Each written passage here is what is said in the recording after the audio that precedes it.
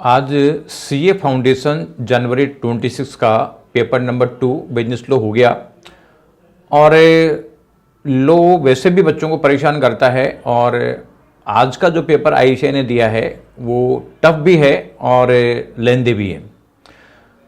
यानी पेपर में जो केस स्टडीज है बेसिकली ट्रिकी भी है, टफ भी है, कंफ्यूजिंग भी है, बहुत सारी केस स्टडीज, और साथ में बच्चा सोचे तो टाइम में पूरा भी नहीं हो रहा। तो मैंने कई बच्चों से बात करी, बहुत बच्चों का लगभग 80 मार्क्स के आसपास तक का पेपर हुआ, यानी 20 मार्क्स के आसपास तक की, तो मतलब बहुत सारे बच्चों का पेपर छूटा है।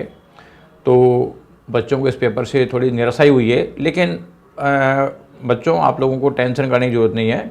आईसीएआई जब पेपर टफ होता है तो बोनस मार्किंग या लूज मार्किंग करती है और रिजल्ट पॉजिटिवली दे देती है। इसलिए आप लोगों को इस पेपर की टेंशन करने की बिल्कुल भी ज़रूरत नहीं है। इस पेपर में आप मेंटली इस पेपर से फ्री हो जाएं और अगले पेपर जो क्वांटिटी एप्टीट्यूड का है उस पर फोकस करें।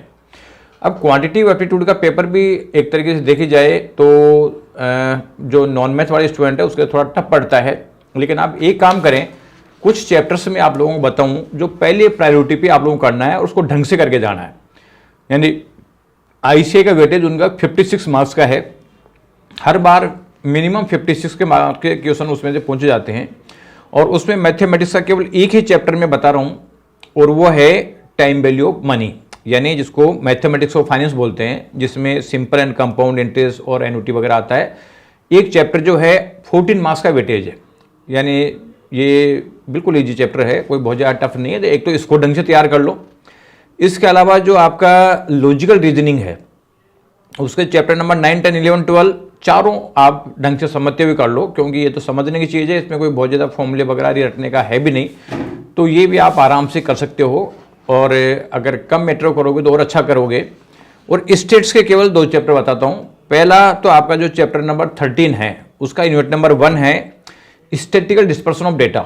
इसका जो सेकंड पार्ट है वो सैम्पलिंग है। सैम्पलिंग थोड़ा टफ पड़ता हो तो बाद के लिए देख लेना, लेकिन पहला पार्ट है चैप्टर नंबर 13 का, वो है स्टैटिस्टिकल डिस्पर्शन ऑफ डेटा। इसको आप थोड़ा सा अच्छे तरीके से कर लो। इसके अलावा जो चैप्टर नंबर 14 है जिसका पार्ट ए एंड पार्ट 2 है measurement of central tendency and dispersion, इसको कर लो। और एक लास्ट जो चैप्टर नंबर 18 है इंडेक्स नंबर, इसको कर लो। तो यानी ये जो चैप्टर है बहुत लिमिटेड है, इजी भी है, और ये मान के चलो कि आपका पास होना तो ये श्योर कर देगा। तो इन चैप्टरों को आप ढंग से कर लो। इसके बाद आपका जो बचा हुआ टाइम है उसमें जैसे कुछ इजी चैप्टर और हैं, जैसे आप लोगों ने पढ़ रखा होगा, आपको लगता है यार ये चैप्टर बिल्कुल ईजी हैं, जैसे इक्वेशंस वगैरह, और ये जो है तो ये भी छोटे होते हैं, तो इनको भी आप कर सकते हो। और भी जो चैप्टर आपको लगता है कि हाँ इसके बाद में मेरे को ये चैप्टर में इजीली कर सकता हूँ, उन चैप्टर में फोकस करो। और पूरे चैप्टर नहीं हो पाता है तो कोई डरने की जरूरत नहीं है। आप ये फोकस करके चलो कि मैं ये जो मैंने अभी बताए उन चैप्टरों को ढंग से कर लेता हूँ, तो 56 मार्क्स के क्वेश्चन तो आप इजीली करने की पोजीशन में आ जाओगे। इसके अलावा कुछ और इजी चैप्टर आप कवर करके और ज़्यादा मार्क्स आप ला सकते हो। और आपको अगर मान लीजिए चाहिए कि 90+ मार्क्स चाहिए तो सिंपल जी बात है, फिर तो पूरा सिलेबस आपको करना पड़ेगा। तो पॉजिटिव रह के और मेहनत करें। इस पेपर की जो ये हो गया बिजनेस लॉ का, इस पेपर की आप टेंशन नहीं करें और अगले पेपर पे फोकस करें, क्योंकि बहुत सारी बार मैं देखता हूँ कि कोई पेपर टफ आता है तो बच्चे नर्वस होकर अगला पेपर देते नहीं है, और जब रिजल्ट आता है तो पता चलता है कि साहब जो टफ पेपर था उसमें तो अच्छे मार्क्स आ गए और आगे के पेपरों में कम मार्क्स आए। फिर क्यों आए? क्योंकि आगे के पेपर ईजी थे लेकिन आप लोगों ने रिविजन नहीं किया, तो इसकी वजह से प्रॉब्लम आ गई। तो इसलिए इसकी टेंशन खत्म करें और अगले पेपर पर आप लग जाएँ। Thank you.